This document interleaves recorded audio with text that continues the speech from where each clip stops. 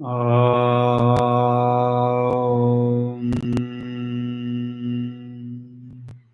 श्रीगुरुगणेशाभ्यां नमः। हरिः ॐ।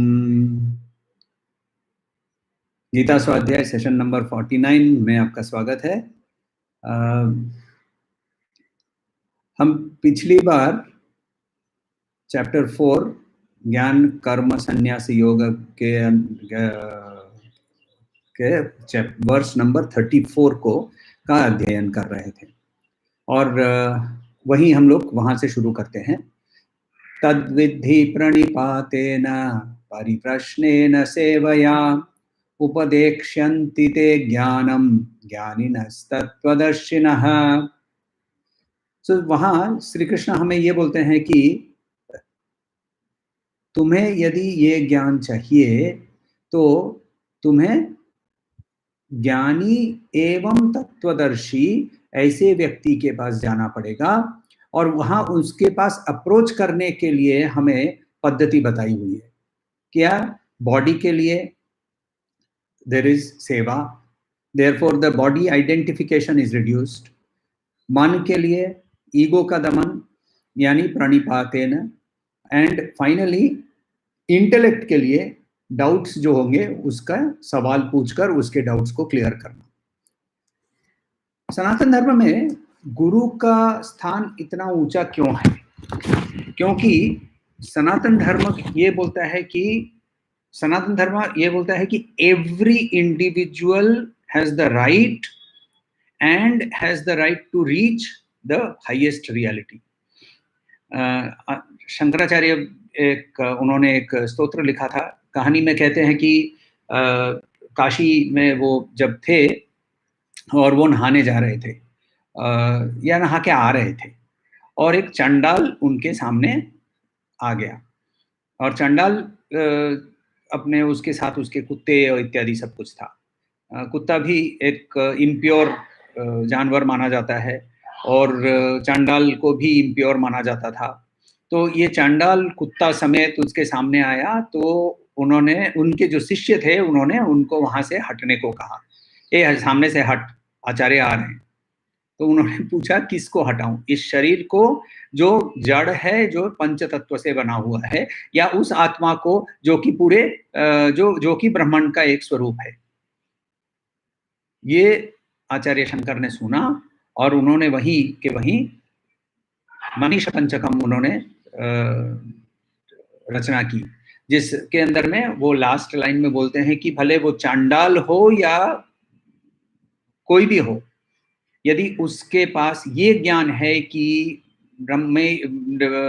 सर्वम ब्रह्ममयम जगत, तो वो मेरा गुरु है। तो इवन आचार्य शंकर ये मानते हैं कि गुरु कोई भी हो सकता है, मगर सिर्फ उतना ही उसका क्वालिफिकेशन है कि वो ज्ञानी हो और तत्वदर्शी हो, यानी स्क्रिप्चर का नॉलेज हो and he should have realised, उनकी रियलाइजेशन हो चुकी हो और उस रियलाइजेशन में वो जी रहे हो। इनको ये हाईएस्ट स्थान इसीलिए दिया जाता है क्योंकि गुरु के बगैर पराविद्या का प्राप्ति असंभव है। हम लोगों ने देखा था अध्यापक, उपाध्याय, आचार्य, दृष्टा, ऐसे सारे हमारे लिए पराविद्या के बहुत सारे टीचर्स हो सकते हैं, मगर पराविद्या के लिए सिर्फ और सिर्फ गुरु के माध्यम से ही ये पराविद्या प्राप्त हो सकती है। इसीलिए ब्रह्मनिष्ठ व्यक्ति, जिसे स्क्रिप्चर का ज्ञान हो, इसी ऐसा ही व्यक्ति को हम गुरु मानकर इनके पास से हम सीख सकते हैं। कैसे सीख सकते हैं? हम दो तरह से सीखते हैं उनके पास से। एक, उनकी लाइफ ही हमारे लिए एक लर्निंग हो जाती है। उनकी लाइफ ही हमारे लिए लर्निंग हो जाती है क्योंकि वो ब्रह्मनिष्ठ है, वो ब्रह्म के अंदर में वो लीन होकर ब्रह्म में ही जी रहे हैं और वहां पहुंचने के लिए उन्होंने स्क्रिप्चर्स का माध्यम फॉलो किया है, हमारे शास्त्र का माध्यम फॉलो किया है। शास्त्र का माध्यम फॉलो करने का मतलब होता है कि एक गुरु परंपरा के वो अंश है। कुछ लोग ऐसा सवाल भी पूछते हैं कि गुरु का शारीरिक रूप में उनका प्रकट होना जरूरी है क्या? शारीरिक रूप में गुरु प्रकट होने से उनकी ऊर्जा हमें फास्टर मिलती है, मगर गुरु का जो तत्व है वो हमारे लिए शास्त्र के माध्यम में, मनन चिंतन इत्यादि के माध्यम से भी अवेलेबल है। For that matter Shrimad Bhagwat के केस में बताते हैं कि श्रीमद् भागवत में कि श्री कृष्ण बोल रहे हैं कि मेरे यहाँ अंतर्धान हो जाने के बाद मेरी जगह ये श्रीमद् भागवत लेगा। So and Krishna we know, हम लोग उनको जगत गुरु ही बोलते हैं। तो जगत गुरु बोलने का कारण हम लोगों ने बहुत बार देख लिया है कि वो हम कोई और कुछ नहीं तो एटलीस्ट भगवत गीता के लिए ही हमें उन्हें जगत गुरु बोलना पड़ता है। तो और गुरु की और एक खासियत होती है, सिंस वो ब्रह्मनिष्ठ हैं, उन्हें एसेंस ऑफ एवरी बीइंग पता होता है। मेरा नाम रूप वो नहीं भी पहचाने, मेरा एसेंस वो पहचान लेते हैं, और मेरा एसेंस पहचानने से उन्हें तुरंत पता चल जाता है कि ये अधम अधिकारी है या मध्यम अधिकारी है या उत्तम अधिकारी है, और उनका रिस्पॉन्स हमारे लिए एग्जैक्टली वैसा होता है जैसे कि हमें एक्सेप्टेबल हो। हमारे नेचर और हमारी मेंटल कैपेसिटी दोनों को समझते हुए उनका रिस्पॉन्स आता है। यदि अचानक से मेरे सामने कोई आ जाए और मुझे बोले कि मैंने कभी गुलाब देखा नहीं है, गुलाब की सुगंध कैसी होती है, सुना है कि गुलाब में सुगंध होती है, गुलाब की सुगंध कैसी होती है, तो मैं क्या कर सकता हूँ? यदि मैंने गुलाब देखा है, मैंने उसकी सुगंध सूंघी हुई है, तो मैं क्या कर सकता हूँ? मैं उस व्यक्ति को हाथ पकड़ के ले जाऊंगा, गुलाब के बगीचे में ले जाऊंगा या फिर कोई दुकान में ले जाऊंगा जहां गुलाब उपस्थित है, और हाथ में गुलाब उसके पकड़ा कर उसको बोलूंगा अब सूंघ ले। क्यों कर सकता हूं मैं? क्योंकि मैंने पहले गुलाब देखा था, मुझे गुलाब की सुगंध पता है। मगर देखिए, मैं उसको गुलाब की सुगंध के बारे में लेक्चर नहीं देता हूं, क्योंकि लेक्चर देने से उसको सुगंध के बारे में कुछ नहीं पता चलेगा। बृहदारण्यक उपनिषद के पहले चैप्टर के पहले खंड के 5वें चैप्टर में वो बोलते हैं, आचार्य बोलते हैं वहां कि हमारे जो ऑर्गन्स हैं इसको थोड़ा कम यूज करो, ये ऑर्गन्स ऑफ एक्शन, इसको थोड़ा कम यूज करो, ये इनमें टायर्डनेस आ जाएगी। तो इतना लंबा लेक्चर देने की जरूरत नहीं है, सीधा उनको प्रमाण बाई डायरेक्ट एक्सपीरियंस के लिए ले जाना चाहिए। ये ऐसा गुरु कर सकता है। So because of that the guru adjust his reaction, his response to the shishya. जब स्वामी विवेकानंद पहली बार गए और उन्होंने क्या पूछा, तुम भगवान को देख सकते हो क्या, तुमने भगवान देखा है क्या? और श्री रामकृष्ण का जवाब क्या था कि हाँ, तुम्हें देखता हूं, उससे भी क्लियर मुझे दिखते हैं। Now what was this? ये वहां ये इंफॉर्मेशन हो रही है, इंफॉर्मेशन। फिर उन्होंने क्या किया, उनको पता था कि ये अभी भी इंफॉर्मेशन वो अधम और मध्यम के बीच में घूम रहा है। उन्होंने पैर से छुआ और एनर्जी के माध्यम से, एनर्जी के ट्रांसफर के माध्यम से, और स्वामी जी बोलने लगे कि ये क्या कर रहे हो, ये क्या कर रहे हो। और फिर वो बेहोश नहीं हुए, एक्चुअली उनको लगा कि वो बेहोश हो गए। तो और जब वो थर्ड स्टेज में पहुंचे और जब वो कमरे के अंदर में बैठे थे और वो बहुत अचानक से घबरा गए और बोले कि अरे मुझे मेरा शरीर नहीं दिख रहा है, उन्होंने कहा यही इसी के लिए मैं वेट कर रहा था, यानी confirmation. So reformation, information and confirmation. अधमाधिकारी, मध्यमाधिकारी, उत्तम अधिकारी, ये जो है ये सिर्फ और सिर्फ गुरु ही कर सकता है, क्योंकि गुरु ब्रह्मनिष्ठ होने के कारण उनको सारे लोगों की, सबके बारे में उनके एसेंस का पता होता है। He may not know the name and form. So that is what Brahma Vidya is. Brahma Vidya is to say कि अहम ब्रह्मास्मि, मैं ब्रह्मन हूं, अयमात्मा ब्रह्मा, मेरा आत्मा ही ब्रह्मन है, ये स्टेट को रियलिटी में बदलने से सारे के अंदर में यदि वही आत्मा है तो सारे की एसेंस को ऐसा व्यक्ति पहचान लेगा। सो देयरफॉर अयम आत्मा ब्रह्मा प्रज्ञानम ब्रह्मा, ऐसा बोलने वाला यानी एक्सपीरियंस करने वाला ही गुरु बन सकता है, ज्ञानी और तत्वदर्शी। मगर इसके लिए पहला इस ब्रह्म विद्या का पहला प्री रिक्विजिट क्या है? इसके लिए it is surrender, not of the intellect. Intellect को सरेंडर नहीं करना है, इंटेलेक्ट को तो सवाल पूछने हैं, ईगो को सरेंडर करना है। तो ईगो को सरेंडर करने का मतलब क्या होता है? तो हम चैप्टर 2 वर्स नंबर 7 में देखे थे, शिष्यस्ते हम साधि माम त्वाम प्रपन्नम, I surrender to you, I surrender to you. So उसके बाद ही शिक्षा शुरू हो सकती है, उसके पहले तक शिक्षा नहीं हो रही थी। उसके पहले तक क्या हो रहा था? उसके पहले तक अर्जुन का रोना धोना चालू था। विवेक चूड़ामणि में भी हम लोगों ने देखा था कि जब हम जाते हैं तो वहां, जब हम गुरु के सामने जाते हैं तो कैसे करके गुरु के सामने जाना चाहिए। आज शंकराचार्य हमें बताते हैं कि स्वामी नमस्ते नतलोक बंधो, तो नतलोक बंधो यानी हम भी आपके सामने नत हैं तभी। और दैट ह्यूमिलिटी, वो विनय जब तक हमारे अंदर में नहीं आता है तब तक ज्ञान के लिए हमारी प्री रिक्विजिट्स मीट नहीं होती है, हम तैयार नहीं हैं। तो ऐसे शिष्य ऐसा शिष्य जब आके गुरु के सामने ये बोलता है कि स्वामी नमस्ते नतलोक बंधो, तो गुरु क्या बोलता है? गुरु बोलता है माभैष्ट विद्वस्तवम नास्त्यपायः संसार सिन्धोस्तरणोस्तुपायः येनैव याता यतयोऽस्य पारं तमेव मार्गे तव निर्दिशामि। मां भैष्टम, डोंट फियर, डोंट फियर। तुम्हारे, हम लोगों ने पहले देखा था वो जो शिष्य है वो ये भी बोल रहा है कि मैं अग्नि से तप्त हूं।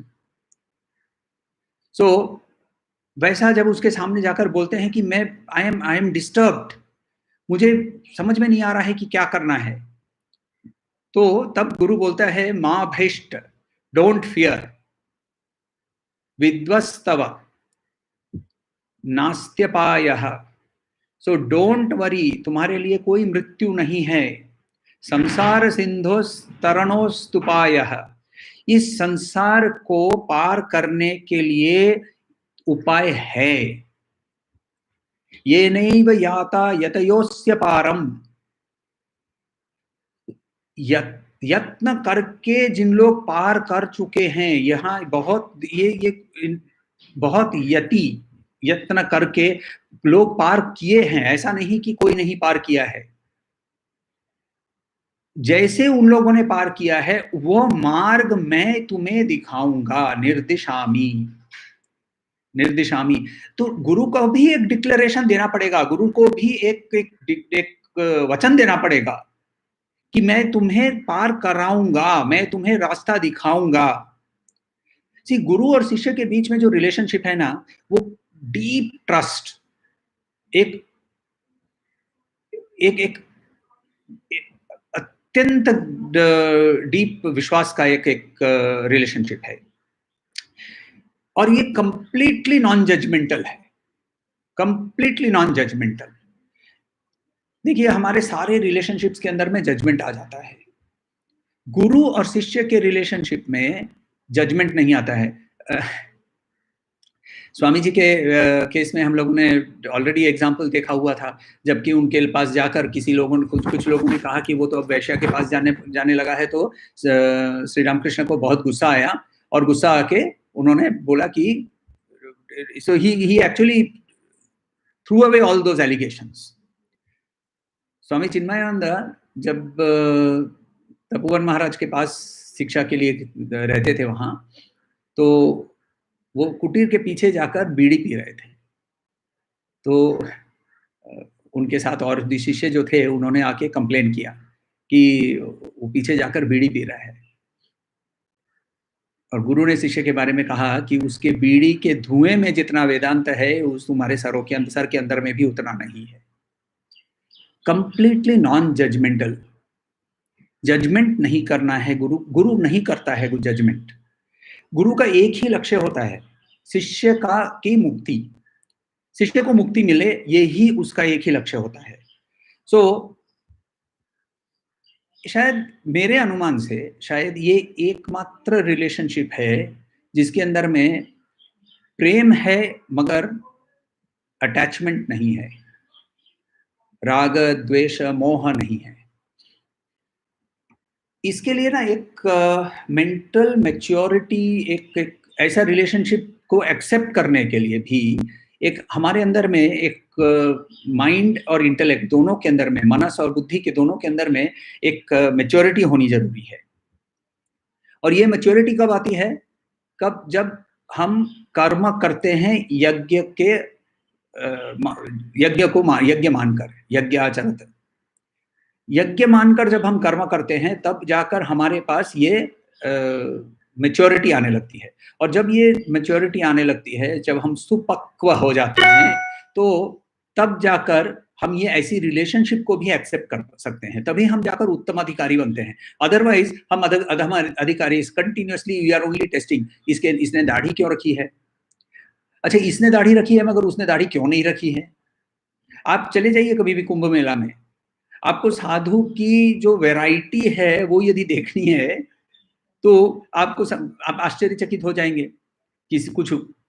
कुछ हैं जो लंबी दाढ़ी रखते हैं, कुछ हैं जिनके बाल मुंडन किए हुए हैं, कुछ लोग दाढ़ी रखे हैं मगर दाढ़ी काटी हुई होती है, कुछ लोग सिल्क पहनते हैं, कुछ लोग कॉटन पहनते हैं। ये वैरायटी है और हम यदि उसके अंदर में ही फंसे रही, ये वैरायटी क्यों ये इसने क्यों गहने पहने हुए हैं, ये इसने क्यों दाढ़ी रखी हुई है, ये क्यों सिल्क पहनता है, ये क्यों कुछ नहीं पहनता है, ये अधम अधिकारी के सवाल हैं।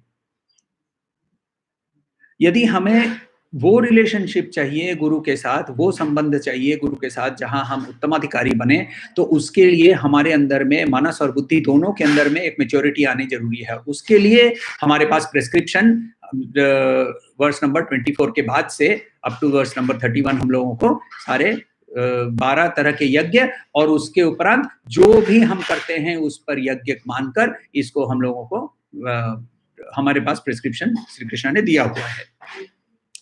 एक चीज और याद रखनी है कि वेदांत सनातन धर्म ब्लाइंड फेथ एक्सेप्ट नहीं करता है। ब्लाइंड फेथ यदि कभी भी कहीं भी ब्लाइंड फेथ को एक्सेप्ट नहीं करता है। फेथ चाहिए, विश्वास चाहिए, मगर वो विश्वास जो कि क्वेश्चनिंग, इंट्रोस्पेक्शन, ब्रेनस्टॉर्मिंग, इस माध्यम के से जो विश्वास उत्पन्न होता है वो वाला विश्वास चाहिए। प्रश्न पूछना जरूरी है, आवश्यक है, इसीलिए परिप्रश्नेन, श्री कृष्ण बोलते हैं परिप्रश्नेन। विवेक चूड़ामणि के अंदर में ही शिष्य को कैसे प्रश्न पूछने चाहिए उसके बारे में भी बताया है। को नाम बंधः कथमेश आगतः, कथम प्रतिष्ठास्य, कथम विमोक्षः, को सवान अनात्मा परम क आत्मा, त्योर्विवेक कथमेतदुच्यताम्। ये बंधन क्या है, ये कहाँ से आता है, ये कैसे, कथम प्रतिष्ठास्य, कैसे ये, why does it continue to exist, इससे हम कथम विमोक्षः, इससे हम मुक्ति कैसे पा सकते हैं। ऐसे प्रश्न पूछना अत्यंत जरूरी है। ये विवेक चूड़ामणि में भगवान शंकराचार्य भी बोलते हैं और श्री कृष्ण भगवद गीता में भी बोलते हैं परिप्रश्नेन। परिप्रश्नेन के बारे में पिछले सेशन में बता रहा था कि शिरडी के साईं बाबा ने भी बताया था। परिप्रश्नेन का मतलब प्रश्न जिसका लक्ष्य ये है कि मेरे अंदर ज्ञान आए, ये नहीं कि दाढ़ी कितनी है, दाढ़ी कितनी लंबी है।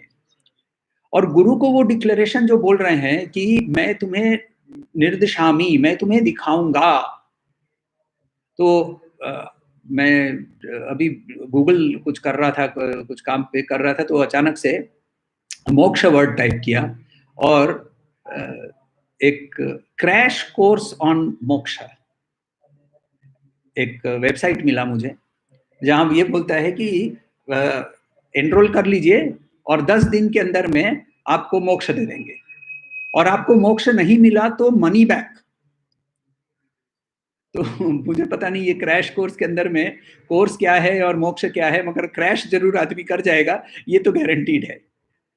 ये जर्नी जो है, इसके अंदर का प्रोसेस हमें पूरा भगवत गीता में बताया गया है। कर्म से शुरू करके धीरे धीरे धीरे धीरे प्योरिफिकेशन करके बॉडी माइंड और इंटेलेक्ट, मनस बुद्धि शरीर की से आइडेंटिफिकेशन को धीरे धीरे हटाकर जब हम ज्ञान के लिए तैयार होते हैं, तभी जाकर मेडिटेशन होता है। फिर मेडिटेशन होने के लिए गुरु के पास जाकर हमें, जब गुरु से कैसे जाना है, विथ ह्यूमिलिटी जाना है, सेवा भाव से जाना है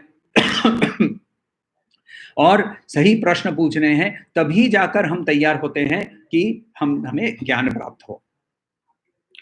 सो गुरु तब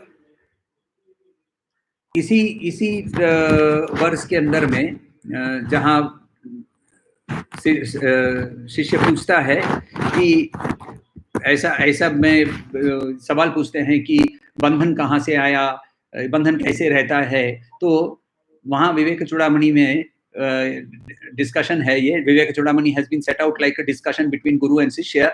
तो वहाँ बोलते हैं कि श्री गुरु रुवाच धन्योसी कृतकृत्योसी पावितम ते कुलम त्वया, यू आर ब्लेसेड, तुम धन्य हो, तुमने अपने पूरे परिवार को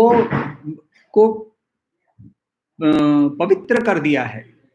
कृतकृत्योसी पावितम ते कुलम त्वया, तुमने तुम्हारे कुल को पवित्र कर दिया है। कैसे कुल पवित्र कर दिया है? ऐसे इंपॉर्टेंट सवाल पूछकर, सिर्फ इतने सवाल को ही पूछकर तुमने अपने कुल को भी पवित्र कर दिया है। सो वेलकमिंग द क्वेश्चंस, जब सवाल पूछता है शिष्य, और ऑब्वियसली शिष्य को उत्तम अधिकारी होना है। देखिए, गुरु यदि मौन में है तो गुरु से मुझे क्या प्राप्त होगा? अब गुरु से मुझे प्राप्त हो सकता है जब मौन में है, तो भी यदि मैं गुरु के उस ट्यूनिंग तक पहुंच जाता हूं। नहीं तो मेरे लिए गुरु यदि खड़ा है, मौन में है, खड़ा है, तो वृक्ष भी खड़ा है, वृक्ष कुछ 100 सालों से खड़ा है। ये मेरे ट्यूनिंग के अंदर में जो प्रॉब्लम है उसके कारण है। रमन महर्षि के बारे में हम जानते हैं, possibly 80% of the time that people interacted with him, उनका रिस्पॉन्स मौन था। मगर यदि जिसका ट्यूनिंग उनके साथ सेट हो जाता था, उनको तुरंत उस क्षण में ही एक जंप मिल जाता था। उस जंप खाली एक दर्शन होता था, एक खाली दृश्य होता था, जिसके माध्यम से फिर वो उसको प्रैक्टिस करना जरूरी होता है। ये नहीं कि एक बार दृश्य मिल गया तो बस पार कर गए।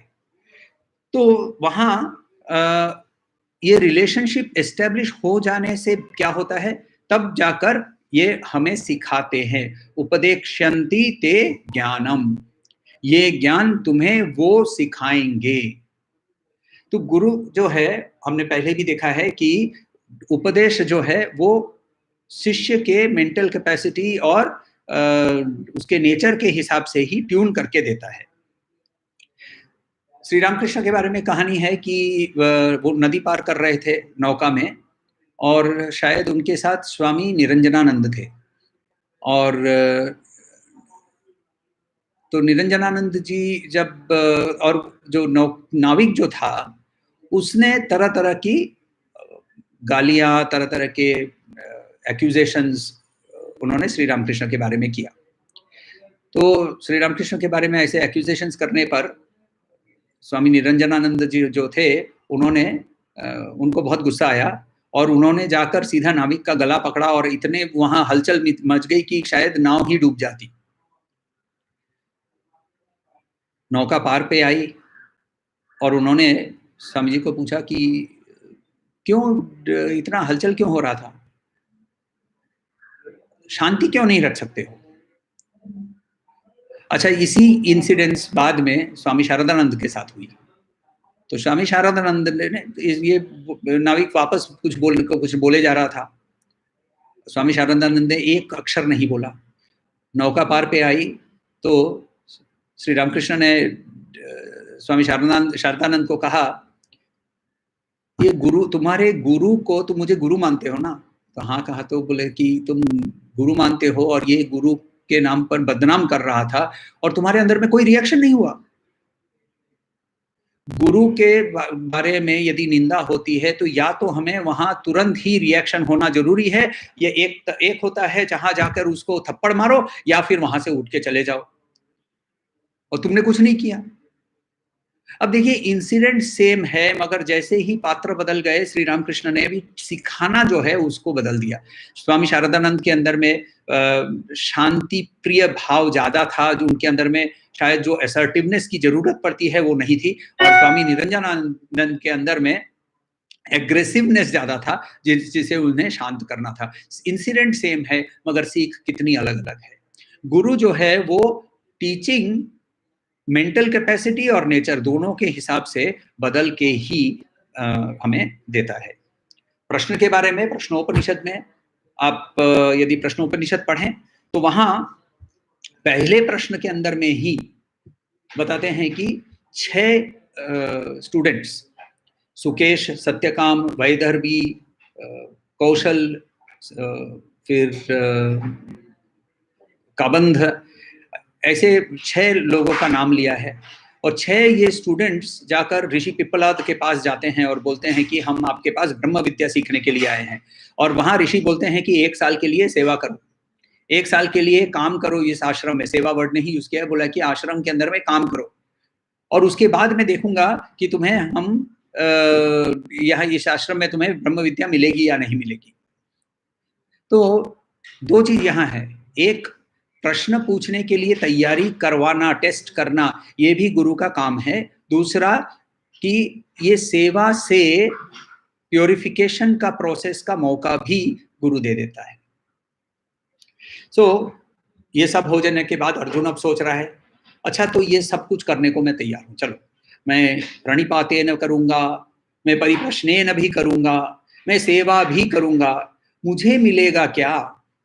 क्योंकि देखिए, व्यक्ति, सिर्फ वही व्यक्ति बोलता है कि मुझे कुछ नहीं चाहिए जो कि जिसके पास सब कुछ मिल गया है, और सब कुछ मिलने का मतलब होता है ब्रह्मनिष्ठ हो जाना। तो ब्रह्मनिष्ठ व्यक्ति के अलावा सबको ही ये बोल रहा है कि मुझे कुछ, देखिए, और हम लोगों ने पहले भी देखा है कि कर्म भले वो एकदम उच्चतम कर्म हो, यज्ञ मानकर भी कर्म हो, मगर उसके अंदर में कर्म फल निहित है। तो कर्म फल यदि निहित है तो कर्म फल को मानकर यदि काम कर रहा है, तो अर्जुन भी अभी भी क्या बोल रहा है, मुझे इससे क्या मिलेगा? तो उसको क्या मिलेगा, वर्स नंबर 35 में हम देखते हैं। वर्स नंबर 35 खोल लीजिए। यज्ञात्वा न पुनर्मोहम एवं यास्यसि पांडव, येन भूतान्यशेषेण द्रक्ष्यस्यात्मन अथो मयि। यज्ञात्वा न पुनर्मोह एवं यास्यसि पांडव, येन भूतान्य, यहाँ देर आर 2 वर्शंस, भूतानि शेषाणी ऐसा भी है और भूतानि शेषेण भी है, तो मीनिंग सेम रहता है। भूतान्य शेषेण द्रक्ष्यस्यात्मन्यथो मयि, द्रक्ष्यसि आत्मनि अथो मयि। तो यहाँ शिक्षा के बारे में हम लोगों को बताया है कि ये शिक्षा मिलने से क्या हो सकता है। अच्छा देखिए, हम लोगों ने बहुत कुछ सीखा है अब अपने लाइफ में, हम लोगों ने बहुत सारी विद्याएँ प्राप्त की है। हम एग्ज़ाम्पल लेते हैं कि जब हम शायद छोटे थे या फिर हम अ, क्लास 10-12 में पढ़ते थे, तो हमारे पेरेंट्स ने हमें वहाँ से हमारे पेरेंट्स ने हमें कुछ क्लासेस में भेजा होगा। तो उन क्लासेस में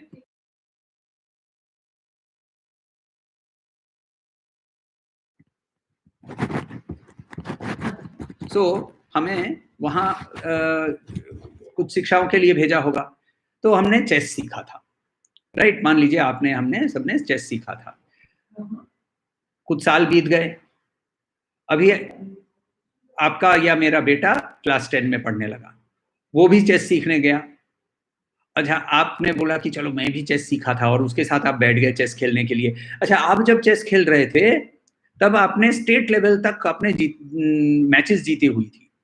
अभी आप आपके बच्चे के साथ क्लास 10 के लड़के के साथ आप चेस खेलने के लिए बैठ गए, तो क्लास 10 के लड़के के साथ जब बैठ के चेस खेल रहे हैं, तो वहाँ आप हार जाते हैं। कैसे क्या हुआ? क्योंकि हम उसको प्रैक्टिस नहीं करते हैं, हम उस विद्या का यूज़ हम नहीं रखते हैं और इसीलिए वो विद्या हम भूल जाते हैं। अच्छा चलिए, ये तो एक स्किल था, एक विद्या जिसको हम लोगों ने अप्लाई की थी, एक आचार्य के पास से सीखी हुई थी। हम लोगों ने अध्यापक उपाध्याय के पास से भी कुछ चीज़ें सीखी थी, एक कुछ कविताएँ सीखी थी स्कूल में। अभी यदि आपको या मुझे बोला जाए कि चलिए स्कूल की कविता याद करके बताइए, तो हम बताएँगे Humpty Dumpty sat on a wall. क्यों? क्यों? और वो भी क्यों? क्योंकि हमारे बच्चे को हम लोगों ने ये सिखाया, इसीलिए हम लोगों को याद है। लंबी-लंबी कविताएँ थी, माइकल मधुसूदन दत्त की king Porus a legend of old, कीव पटेल की ऑन किलिंग अ ट्री। ये सारी कविताएँ एक भी याद नहीं है। क्यों याद नहीं है? क्यों ये शिक्षा हमारे पास से ये लुप्त कैसे हो गई? तो यहाँ श्री कृष्ण बोल रहे हैं, हाउएवर ये वाली जो विद्या तुम्हें मिलेगी, तो ये वाली विद्या तुम भूलोगे नहीं। ये इससे तुम कभी भी वापस मोहित नहीं होगे। यज्ञात्वा न पुनर्मोहम एवं यास्यसि पांडव। पुनर्मोहम एवं यास्यसि पांडव, तुम न पुनर्मोहम एवं यास्यसि पांडव।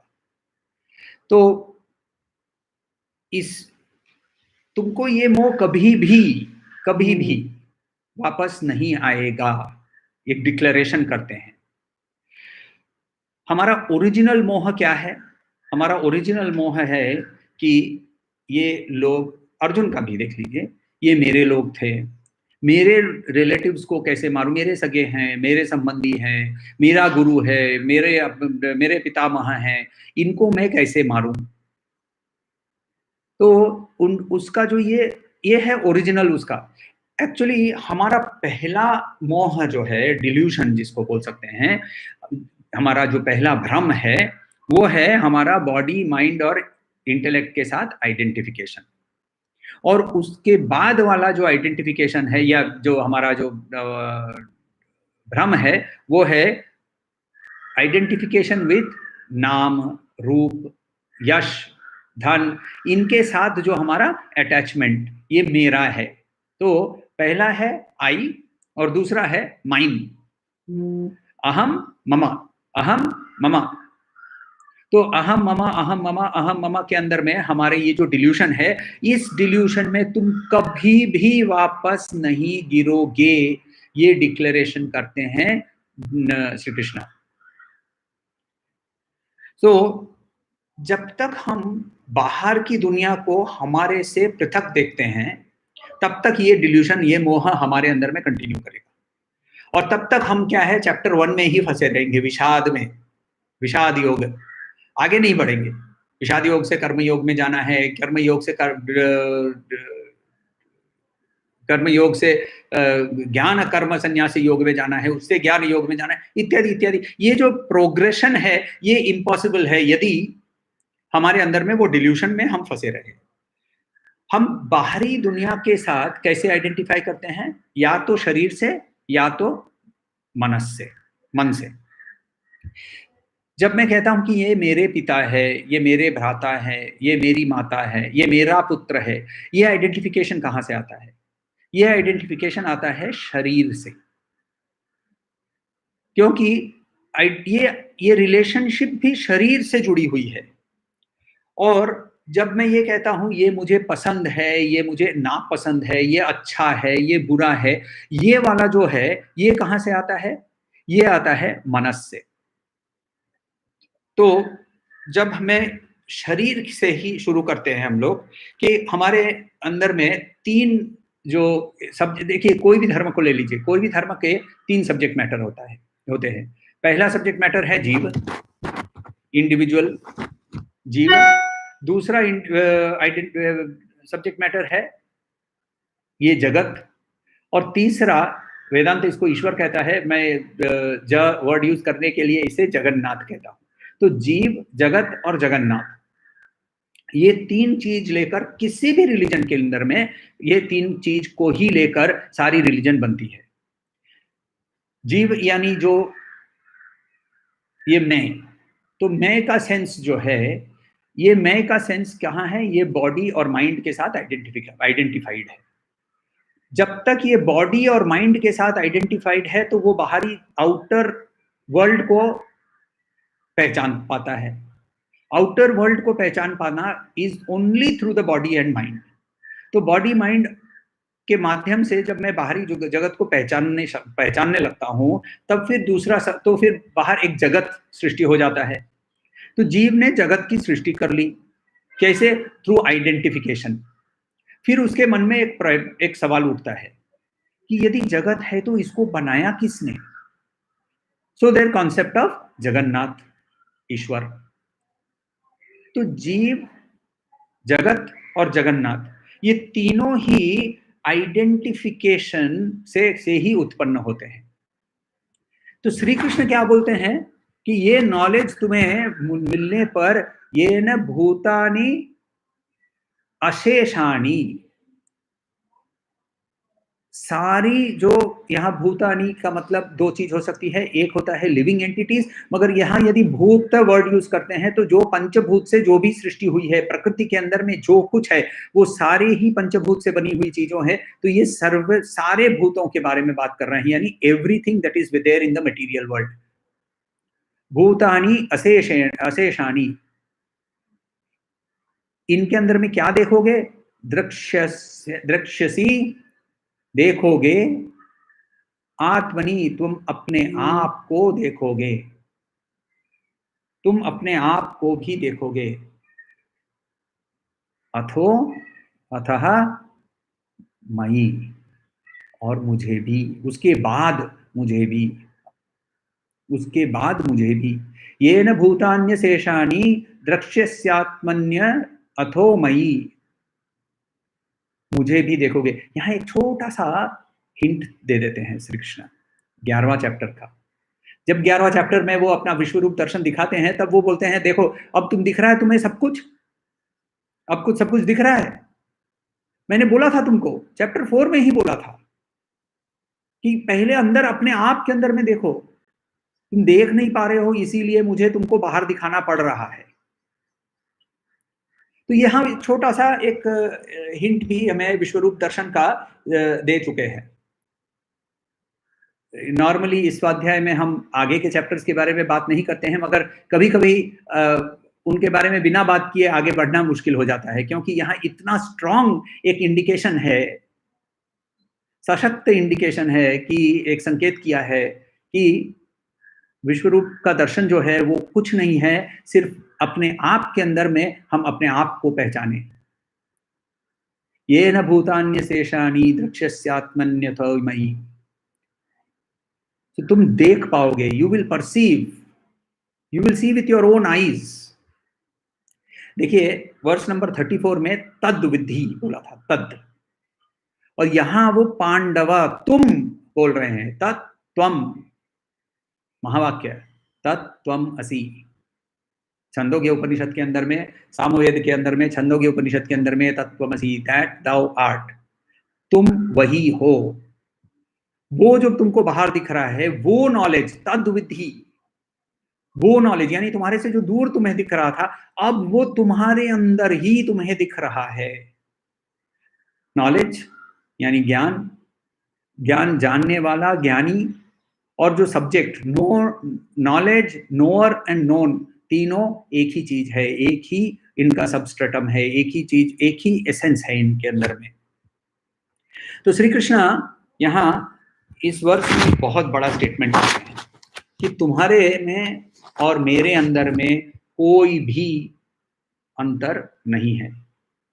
तुम सारे प्रपंच के अंदर में तुम अपने आप को देखोगे हुए और तुम मेरे अंदर में भी वही प्रपंच को देख पाओगे। या फिर दूसरा मीनिंग होता है कि सारे प्रपंच में तुम अपने आप को देखोगे और सारे प्रपंच के अंदर में तुम मेरे अंदर में भी सारे प्रपंच को देखोगे। दोनों चैप्टर 10, चैप्टर 11 विभूति योग और विश्वरूप का दर्शन, दोनों ही इसके अंदर में उन्होंने कवर किया है। देखिए, इस वर्ष को हमें अपने विश्वास पर ही लेना पड़ता है, क्योंकि ये हमारी एक्सपीरियंस अभी भी नहीं है। किसी भी स्टूडेंट की ये एक्सपीरियंस नहीं होती है। इसीलिए वो बोल रहे हैं कि द्रक्ष्यसि, यू विल सी, तुम्हें दिखेगा, तुम अभी नहीं देख पा रहे हो। हे अर्जुन, यानी आपको और मुझे भी बोल रहे हैं श्री कृष्ण कि तुम अभी नहीं देख पा रहे हो, तुम्हें दिखेगा, तुम देख पाओगे, बाद में देख पाओगे। बृहदारण्यक के उपनिषद में अहम ब्रह्मास्मि का महावाक्य है। तो वहां बोल रहे हैं कि वामदेव ऋषि पहले खंड के चौथे चैप्टर में 10वें श्लोक के अंदर में वामदेव ऋषि बोलते हैं कि अहम ब्रह्मास्मि की अनुभूति होने पर मैं बोलता हूं कि मैं सूर्य हूं, मैं मनु हूं। देखिए, श्रीमद् भगवद गीता के अंदर में भी श्री कृष्ण क्या क्या बोला था कि मैंने इसी विद्या को मनु को, सूर्य को सिखाई और उसके बाद मनु को, सूर्य ने मनु को सिखाई।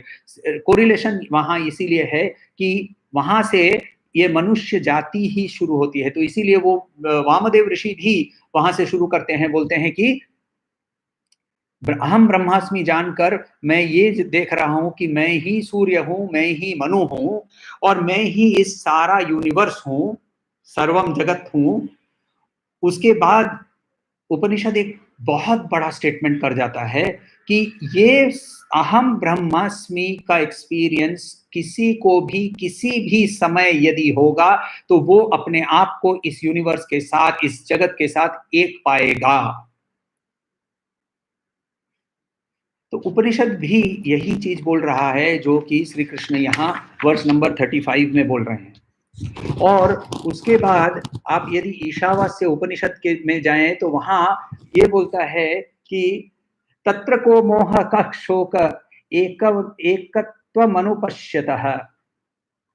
ये एक का दर्शन होने के बाद एकत्व अनुपश्यतः, एक का, जब एक का दर्शन होने के बाद, पश्यमन टू सी, पश्यामी टू आई हैव सीन, तो ये पश्य का दर्शन होने के बाद तत्र, if after with getting that knowledge, तत्र तत्विद्या को मोह, कौन सा डिल्यूशन, कः शोक, कौन सा दुख। तो वो ज्ञान प्राप्त करने के बाद ना मोह रहेगा और ना शोक रहेगा। ईशावास्य उपनिषद के अंदर में भी वही बता रहे हैं कि once you have experience that oneness, एक बार सर्वम ब्रह्ममयम जगत ये एक्सपीरियंस होने पर खुद के अंदर में भी हम जब देखते हैं तब भी अंदर में भी हमें सोहम ही प्राप्त होता है। कोई प्रश्न हो तो बताइए।